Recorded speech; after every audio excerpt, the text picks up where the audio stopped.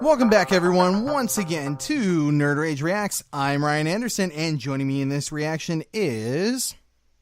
Brad Litterman. Hey, what's up, man? Hey, what's going on? There's been a lot of really good movies lately, and one that we definitely have to talk about is... Mission Impossible Fallout. Yeah. So we'll be reacting to the movie that we saw just recently. It's been quite the buzz lately.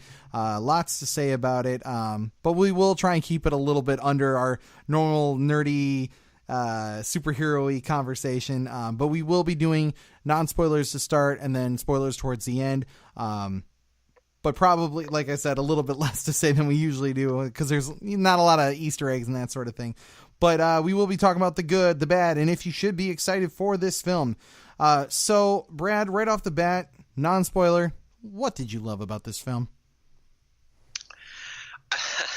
It's actually kind of funny. Okay. I kind of secretly wonder if Tom Cruise is really just trying to be Ethan Hunt, or if Ethan Hunt is really Tom Cruise. They're one and the same.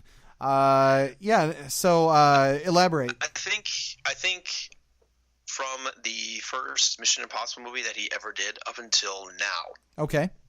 I think either Tom Cruise simply just embodies like who Ethan Hunt is. Yeah. Or maybe the character of Ethan Hunt has kind of reshaped who Tom Cruise is. Well, okay, so I don't even know if this falls into the what we love category yet, but I really do get a good vibe from Tom Cruise, and it's interesting because so much of his media depiction, which is ironic because we were just kind of talking about people's perception of celebrities and all that, but the idea that Tom was this crazy person, and I mean I can't speak on Scientology. I don't know enough about it. I pretty much know it's kind of weird. Yeah, no doubt. And learning things from South Park doesn't necessarily help me in that regard either. But no, it doesn't. No. But at the same time, though, it comes across as very different, and it's easy to chastise on those sorts of things. But I've heard so many good things about Tom Cruise, the person, especially when he's been working on these movies. One of the things that I found out is that he's very supportive of female roles, trying to push for strong female characters in all of his movies. And then I heard someone make a kind of dumb sexist joke like, oh, it's because he wants to get with all of them or whatever. And I don't know the truth to that. I doubt that. I just think he seems like a genuinely good guy. What happened with him and Katie Holmes and all that nonsense, again, it's one of those things where, like, I wasn't there. I've never heard anything definitively like this was just weird and, Tom is bad because XYZ. But yeah, I think he just kind of went off the rails after he ended his marriage with Nicole Kidman. Yeah. So, All right, so back to the movie, though, because I think we both agree that Tom Cruise stands out in this movie, and I think that's the easiest thing to take away from this. What did you love aside from Tom Cruise? I guess might be my favorite thing to ask you. Let's see. I love how they started to like slowly incorporate other movies into it and bring other characters from other past like Mission Impossible movies back into it. Okay, care to elaborate? So I'm trying not to get spoilery here. There are connections with Rogue Nation. Oh, I see what you're saying. Okay. There are connections with Mission Impossible 3. Okay. And you pointed out that there is a connection with Mission Impossible 2. Yeah. There is a pretty major connection with Mission Impossible 1. Okay. So they're tying the entire Ethan Hunt mythos together, making it seem a little bit more cohesive. Yeah, I agree with all that. One of the things that I loved about this movie, because I agree with all those points, honestly, is just the scope, the cinematography of it all. And I just think the overall direction from Chris McQuarrie is just fantastic. From the last film to this film, I really don't have much bad to say about this film. And that's why I so highly recommend it. If I kind of boil this down a little bit, is just there really isn't much bad about it. I mean, it's some of the action's a little silly, as you'd expect from like a spy thriller kind of film like it is, and an action epic that they make it out to be. But it's really well done in a way that feels genuinely realistic up until maybe the third act, which there's a couple things, and we'll get to that in spoilers. But but it still feels like something that could actually happen, because I think we live in this giant superhero bubble, and I think that's why talking about this film is so refreshing, is that we talk about, very nonsensical situations with fictional characters, and while these still are fictional characters, they still have this sense of realism to it that you feel like these are high stakes, that they could, in this slightly modified world could actually exist. And I really love it. And I don't have much bad to say about it, especially the way that Chris McQuarrie builds tension. It's just so good. So what didn't you love, Brad? What didn't I love? Yes. Oh, God. I'm going to have to really nitpick. That's how I feel, too, but I've got one. I think... Okay. I think the last major set piece was a bit over the top, maybe, for my taste. Okay. On aerial or ground level? I would say more so the aerial stuff. Okay, fair enough. And I don't think that's too spoilery, just because people know that there's some of that involved in the Tom Cruise stunt and the fact that it's been all over the trailers. So, yeah. And I think they didn't really use a villain from the previous movie as well as they could have. Fair. I kind of wanted totally a little bit more. Yeah. I kind of wanted more. That's fair enough. So you're going to find this very interesting, and I think a lot of our fans at home will probably find this very interesting. My least favorite thing in this entire film was Henry Cavill. And I hate saying that. I really do, because I love the movie, and I really enjoyed him in it, but the way that he's utilized, and I can't get into too much because it's going to be a little spoilery, and I can talk about that more in spoilers, but it's the way he's painted in this film is very like monosyllabic. Like the things he has to say are very like, I jokingly said, I think it was to Jake and Tom, who have usually do these reacts with us, is that when he talks, it's almost like, especially in the very beginning when he's talking with Tom Cruise in a couple scenes, there are points where it seems like he's trying to get out a full sentence, and then they cut to Tom Cruise, and I don't know if that's McQuarrie deciding, hey, he's not as strong as an actor or as charismatic as Tom is, so I'm going to cut to Tom, or if it's just the case of, I don't want Tom to be upstaged by another actor in the same scene, so I'm going to pull focus towards Tom so that it doesn't, hurt this from being his film and make it all of a sudden all about Henry Cavill's character. Because one of the things, go ahead. Yeah, no, I think Cavill's character could have been written a little bit better. Yeah, just a little. Right. I didn't hate him. I think Cavill did pretty good, but I think his character could have been. There could have been a little bit of more mystery surrounding him. Like I just felt in what's the movie that Guy Ritchie did with him, Man from U.N.C.L.E. That is a great movie. It is. It really is a fun and enjoyable movie. I felt like he had so much more charisma in that, and part of me understands, based on how the movie plays out here, that his character isn't supposed to be maybe that level of charisma, but at least in the first act or so, he should have been Napoleon Solo in this movie. Yeah. Oh yeah. That's yeah. a really good I mean, point. yeah. Wow. I didn't even think about that. Yeah, and see, that's the thing. I felt like, yes, you got a guy to be the hammer versus Tom Cruise's scalpel, and I understand all that, but you can still make that bigger, imposing figure, essentially a conversationalist, and still be an imposing threat. I mean, you don't have to make them like, what's his name, from X-Men Days of Future Past, where he's the Juggernaut, and all he is just one big mouthpiece that's just busting into walls.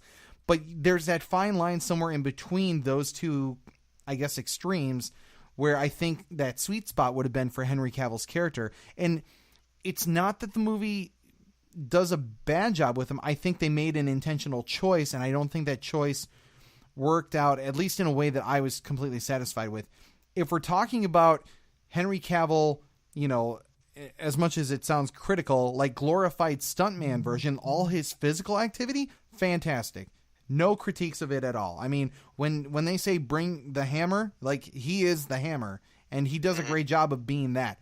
But in how he, they develop his character, how they, you know, make him this presence in the film, I just don't feel like they capitalized on what potential they had with him.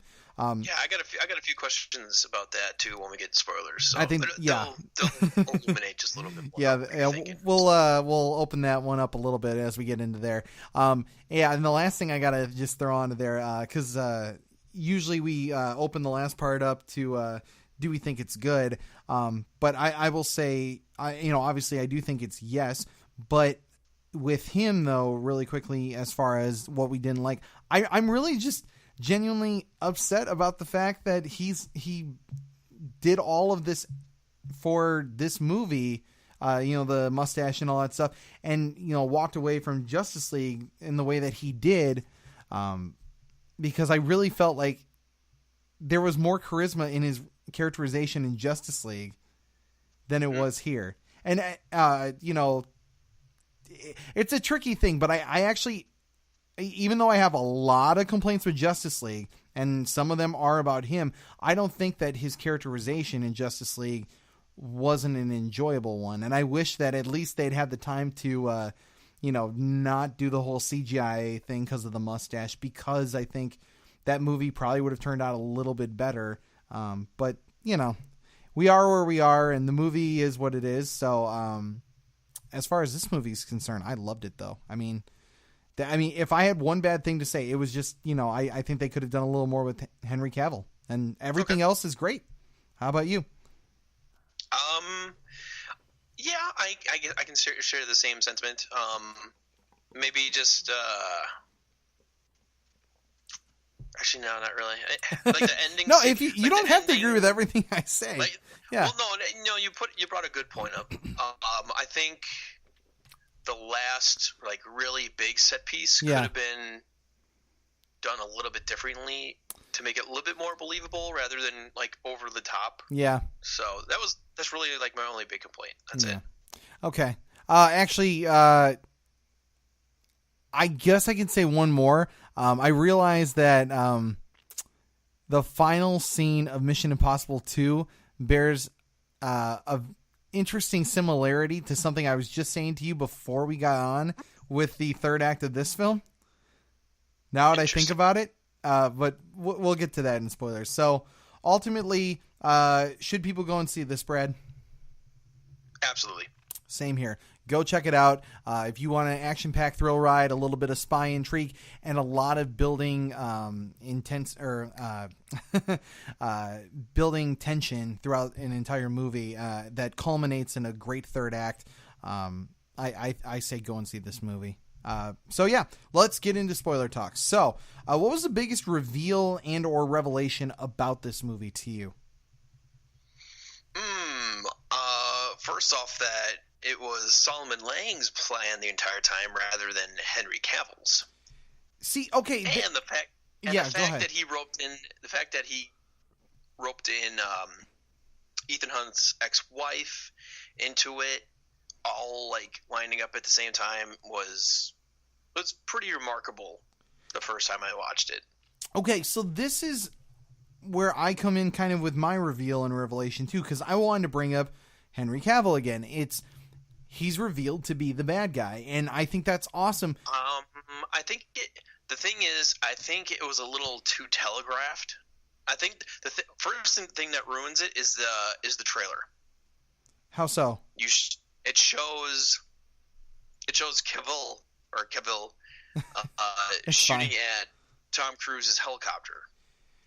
True. I mean, again. So I see that. Point, yeah. I kind of I was like, okay, so when are they both gonna have some major conflict? Yeah. So I'm already thinking in the back of my head something's gonna go up, but Yeah. I don't know. It was just a little telegraphed, in my opinion. And see, that's the weird thing for me, because I'll be honest, like, I thought I was studying this trailer and this movie pretty well, trying to figure out, like, how things were going to develop. But maybe I didn't do my superhero level of detail, like trying to nitpick every little thing, where I didn't really pick that out. I genuinely thought they were going to be working together. And much like I think people had said with Jeremy Renner, because he was in the last one, which I can't remember what happened with his character, if I'm being honest.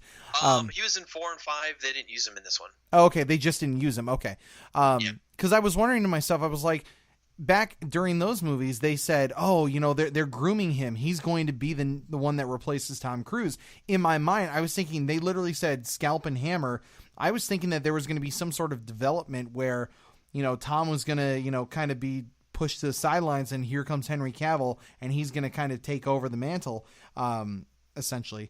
And had I been paying more attention, I probably would have seen a lot of this coming, because I think after I walked out of the movie, because I saw an early screening down in LA, which thank you to the studio for letting me see that. That was great. But I happened to catch that early screening. I walked out, and then I heard either it was on the internet or some of the people as we were walking out who were talking about how much they love the movie, but they're like, man, I wish they hadn't spoiled that reveal in the trailer. And I'm thinking to myself, I don't remember that. So I went back and I looked at it. I was like, yeah, they kind of did. And I think maybe just a little bit. Yeah. In my mind, I think what I had probably, like, you know, passed it off as being like, oh, there's someone, like, there's maybe 3 helicopters, and like Henry and Ethan, Tom Cruise, whatever, that they were shooting at someone else, like Solomon Lane's character or whatever, that he was in one of them. And I just kind of like put it out of my mind that, oh yeah, Henry Cavill could totally be a bad guy. So when it happened in the theater, that was such a reveal to me. I was just like, oh, they made him the bad guy, because like I said in the non-spoilers, I kind of thought that he was weak. I think the fact that they had made him weaker, especially in the beginning, kind of fit the, oh, here's the guy who's going to turn later. And then it's more of this big dramatic, oh, okay, he's been cooking up this plan this whole time. And I don't know, I just found it very interesting with him in this entire film, especially the way that he goes out. When I first saw it, when Cavill's character presents the unbroken phone from the previous like set piece or whatever, yeah. When he's like, I'm thinking like, oh, he's just trying to frame him so that he can close this case up. Right. I thought he was trying to do the good guy thing. Yeah. Mm-hmm. So at first I'm like, okay, this guy's just a giant douche, and he's just going to be a pain in Ethan Hunt's side. And then all of a sudden, the thing is, when they put Benji in the room and they put the mask on him to make him look like Solomon Lane, oh, that was so good. Oh, something's up. Something's up. Yeah, they were wise before we were wise to the situation, you know? Mm-hmm. I love it. Actually, that brings up an interesting point. Do you feel like they pulled too many swerves? I think it was someone, as we were walking out of the theater, said something like they did the old Scooby-Doo, and I was like, kind of. You know, when you think about it, where they were like, oh, but it's this, but wait, there's more. They do that in almost every single one of them. Yeah, I'll be honest. Mission Impossible 1, yeah, they do. Mission Impossible 2, it happens. Mission Impossible 3, it does happen. They pretty much do it in every single one. Oh, okay. Where they quote unquote Scooby-Doo somebody. I like that you're quoting me now. But yeah, like it was just one of those things, because I hadn't watched 1 in quite a while. So it's a little distant to me. Like, my favorite part I still bring up is everything to do with Emilio Estevez, but I'll get to that on another episode. And then in 2, which I just got done watching after the film came out, I don't remember all of that, but yeah, they do the whole like take off the mask thing a lot. So, I mean, I guess it doesn't totally surprise me, but I just felt like they kept doing the quick swerve where, you know, like they were down in the bunker or whatever, and I can't think of his name, the guy who plays Trump on SNL, Alec Baldwin.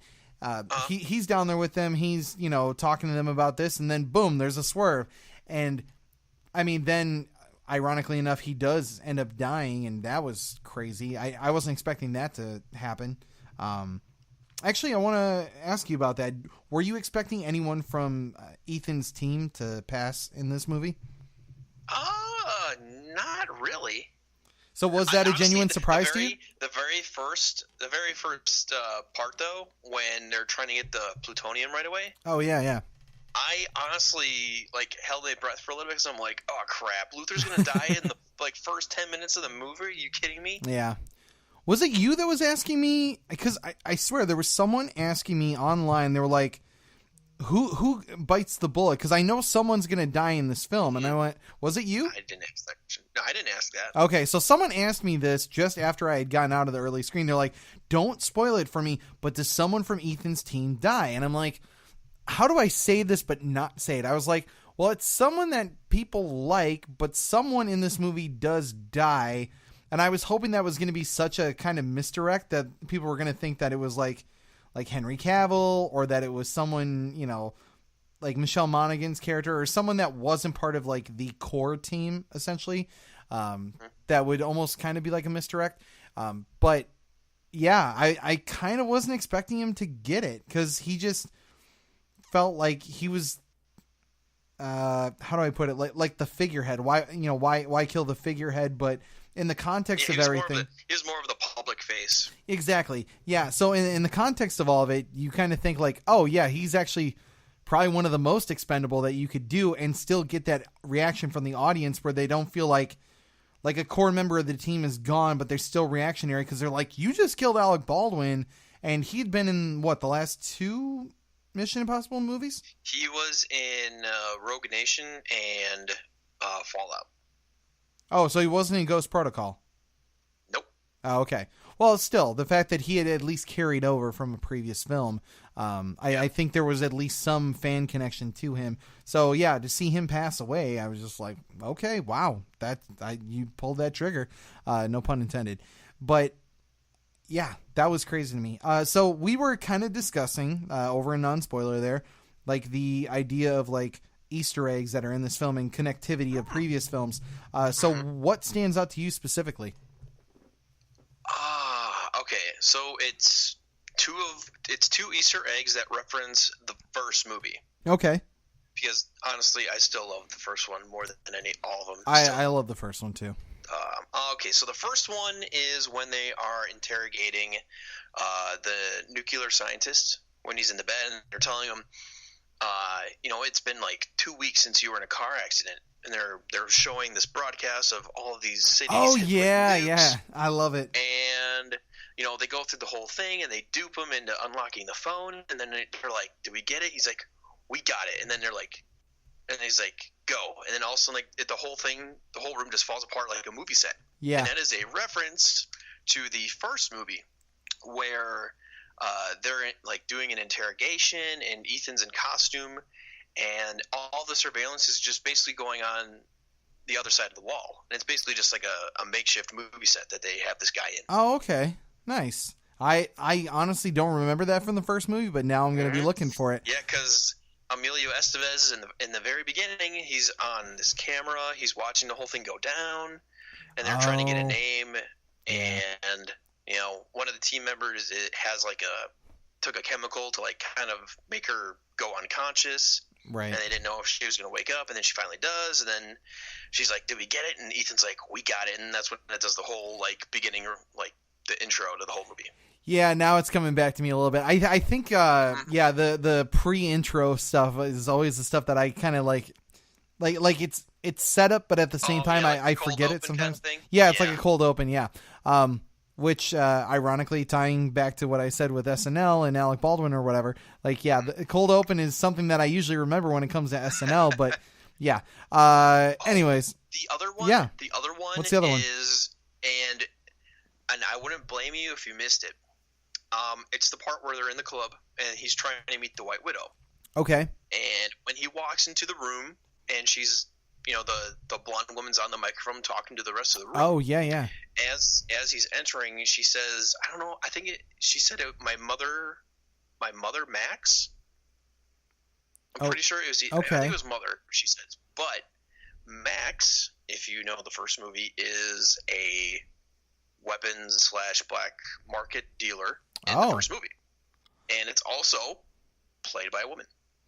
Oh, so have they confirmed that there's connectivity there, or do you think that's just an allusion to them having some connectivity? Oh no, that's direct connection. Oh wow, okay, interesting. She picked up the family business. Oh wow, I am definitely going to be watching the first one. Apparently, and I picked this up at the end when they said it was a part of their ongoing deal. At the end of Mission Impossible 1, Max asks Kittredge, the CIA director, in that movie, if there has to be something that she has that he wants so that they can make a deal instead of making her go to prison. Okay. So my guess, they let her do her own operations, and then if the CIA is like, hey, we need to catch this guy, we need you to set him up. Yeah. And basically that's what the White Widow is still doing. Oh, okay. That makes sense. All right. So then my little Easter egg thing that I mentioned to you, actually it's kind of twofold now, because at first I remember, especially after just watching the second Mission Impossible film, that it opens with him on a mountainside and he's doing the rock climbing and all that stuff. And yeah, so he's doing all his rock climbing and all that stuff. And then the movie basically ends with him still scaling the rocks and doing the rock climbing. Now one is a more casual pursuit in one movie, and then the other one's more of a kind of flight for life scenario. But at the same time, I was like, there's some comparisons there too. And I think had I not seen him, doing a little bit more casual, like that was a leisurely activity, I would have thought like, oh my gosh, and Ethan, on top of everything he can do, oh yeah, he just climbed this rock wall. The fact that I knew that going into the movie, I was like, okay, this is a plausible thing, because they've actually taken the time to go back to this thing that, well, I mean, if you've seen the movies, obviously, and he has this skill set of sorts. The other little bit of connectivity, and it literally just hit me as we were talking about the helicopter thing too, it kind of reminds me of the motorcycle, clashing scene that you get in Mission Impossible 2, where a little bit. Yeah, they're trying to basically have a race down with two motorized vehicles that end up ultimately getting smashed into each other. And then there's a little bit of a ground fight that follows afterwards. So the third act was very interesting to me, seeing it from that context, but man, did I love that movie. And even the third act, despite the somewhat nonsensicalness of the helicopter fight, crash, whatever you want to call it. The way that Henry Cavill goes out, that was just... that was ugly. And that's why I say genuinely that Christopher McQuarrie, aside from maybe Christopher Nolan, I can't remember someone in recent memory that builds that much tension in such a beautiful way. Like, whether it's like interrogation scenes and all that stuff, and like how you can just feel it in the room as they're going through scene after scene. But like just the way that he did that hook in that scene, where it was like, it would cling onto one part of the rock and then it would hit another part of the rock. And you're like, eventually it's going to snap off and it's going to hit somebody. And I'm sure someone would argue that it's kind of unrealistic and all that stuff. But like plausibility and all that stuff aside, just the fact that it's almost like tapping fingers on a piano as you just kind of like crescendo or decrescendo down. Eventually you're going to get to the end and it's going to hit and it's going to be that moment. And then when it does, everyone audibly just gasped in my theater, and I was one of them. And it was just such a really awesome, like kick-ass moment that we all loved it. And that's why I have like nothing bad to say about this film, because it's directed so well. Was there, we always like to get into character discussions. Is there any particular character that stood out to you in a very unique way in this movie? In a unique way? Or a way that you just want to discuss? I honestly, I like the whole connection with the White Widow to Okay. Max. I thought that was a really cool way to kind of keep the whole, like I said, the whole like Mission Impossible kind of mythos together. As far as characters that I honestly, I wish they would have used either. I wish they would have made Cavill's character a little bit more conniving, or they used Solomon Lang just a little bit more. I could see that. Yeah, just a little. Because Cavill didn't really seem like very menacing or smart, because he got fooled by Benji in a mask. Right. After he mocked it in like in the plane before they made the Halo jump. Because he's like, oh, people actually fall for this. Right. And then he falls for it himself. Yeah. So I don't know how I feel essentially about Solomon Lane. Like, I guess if I'm being extra critical or whatever, like, I think his plan and everything, it all works and it all pays off. I would have probably tried to simplify it down to make it just one person's plan or whatever. Instead of, making Henry Cavill the bad guy, I might not have made him the bad guy. I might have just put it on Solomon. I would have, I honestly would have liked it if, what's Cavill's character's name in the movie? I can't remember. I can't think of it either, honestly. But yeah, but like if Cavill's character would have been more manipulated, kind of like how Ilsa's character was in Rogue Nation, to a degree. I think it would have been better had Cavill would have been like the hammer in the beginning, just basically brute force everything. Yeah. And then maybe like at the end, maybe there was like some sort of resolution where he's like a little bit more careful than he was at the beginning of the movie or something like that. Yeah. He was playing like Walker, I think was the last name. Oh, August Walker. That was it. Yeah. Yeah. See, that's the thing. I couldn't remember it because it's like a season. Like, that's not the kind of, like, it's like naming someone Mr. July or something like that. I'm not going to remember that. But yeah, it just came back to me. So, but yeah, like, as Walker though, I thought, he was very imposing, but I almost like the idea of him being kind of like the counter to Ethan throughout the entire film, like leaving it as that and still having them focus their attention on a central bad guy, but just having different opposing views as to how to take down that guy, rather than kind of revealing him as the bad guy. But ultimately, though, I like the way that it worked out. I mean, I think that it might have focused the attention on who was the true villain of that film a little bit better if you had just said, it's Solomon, he's got this plan. And even like ideologically, like I think this kind of comes down to, ironically, Batman v Superman too, where you could say, instead of making it painting Batman, or maybe depending on how you look at it, Superman as the bad guy in the course of their showdown in Batman v Superman, you could just have it be two guys with ideological differences, kind of more so like other films have done when two people square off. I think it would have been easier to do it that way than just to say like this character who doesn't come across right off the bat as a villain now essentially is, when you've already got another villain off in the wings that also needs to be addressed.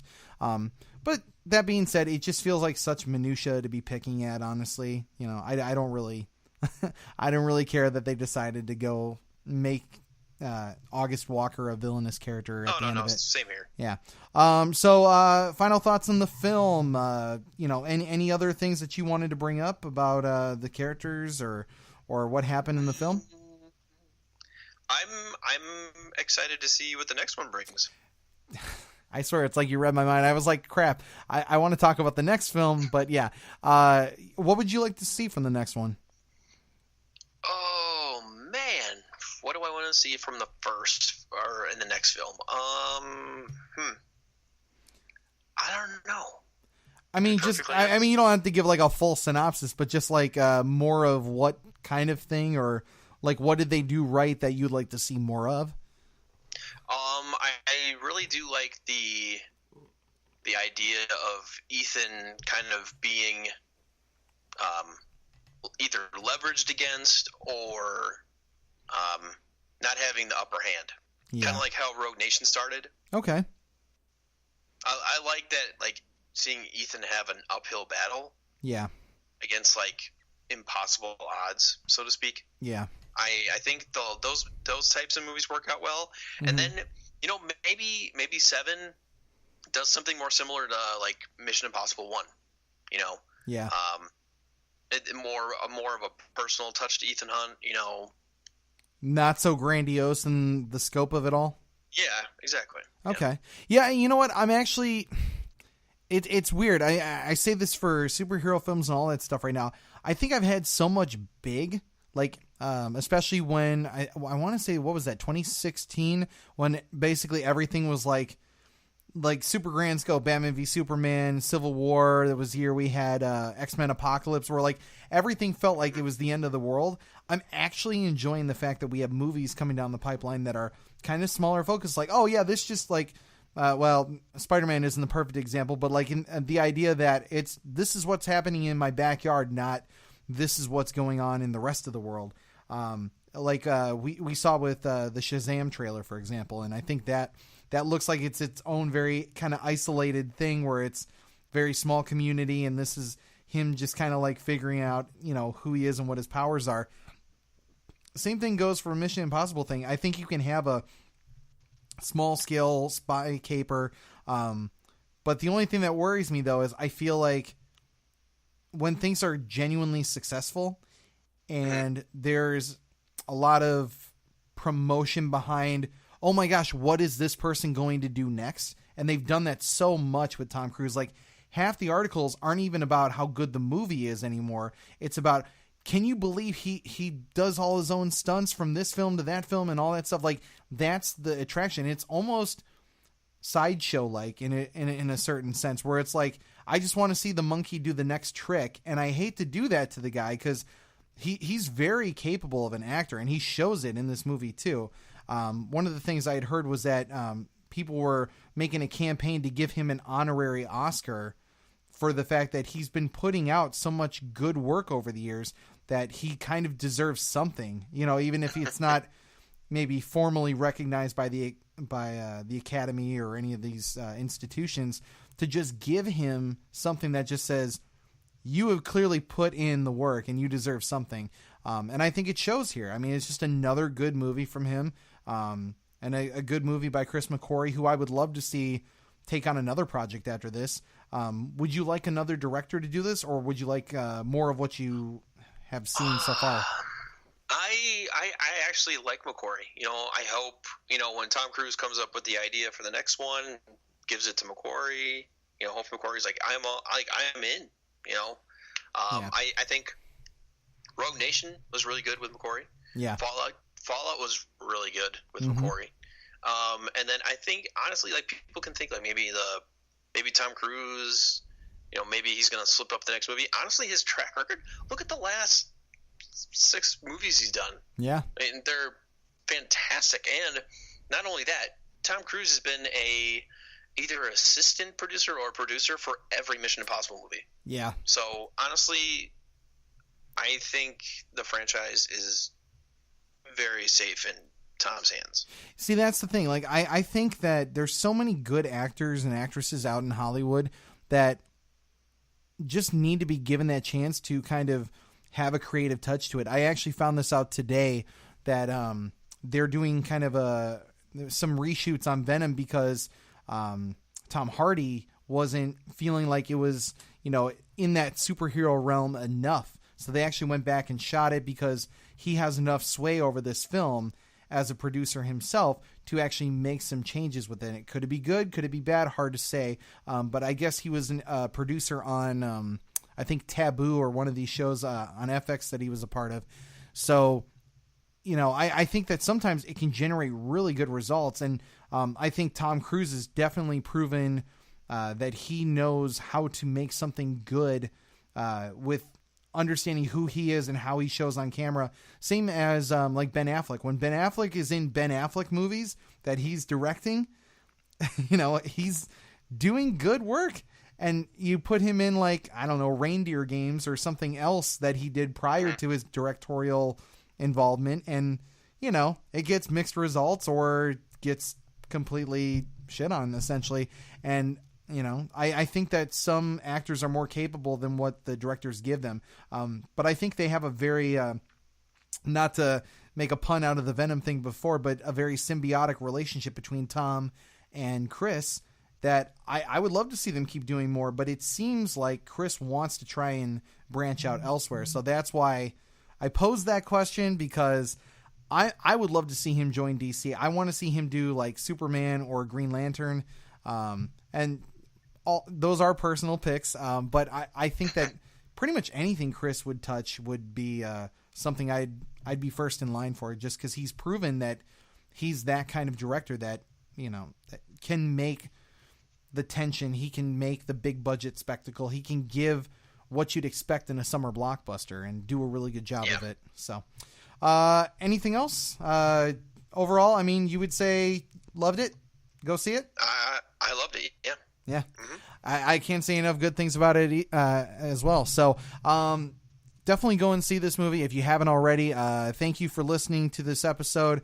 We will have another reacts all about that Venom trailer coming up very soon, right alongside this. There's been a lot going on as of late, and we're going to try and get as much out to you as we can. Thank you for listening to this episode. Again, if you guys want to follow us, we have Twitter, Facebook, Instagram, which I didn't mention on our last one, but yes, we do have our Instagram where you can go and bug the crap out of Brad if you really want to. Yeah, we're a little bit everywhere. You can find us on SoundCloud, iHeartRadio, Spotify, all the podcast networks that exist out there. You can find us on there.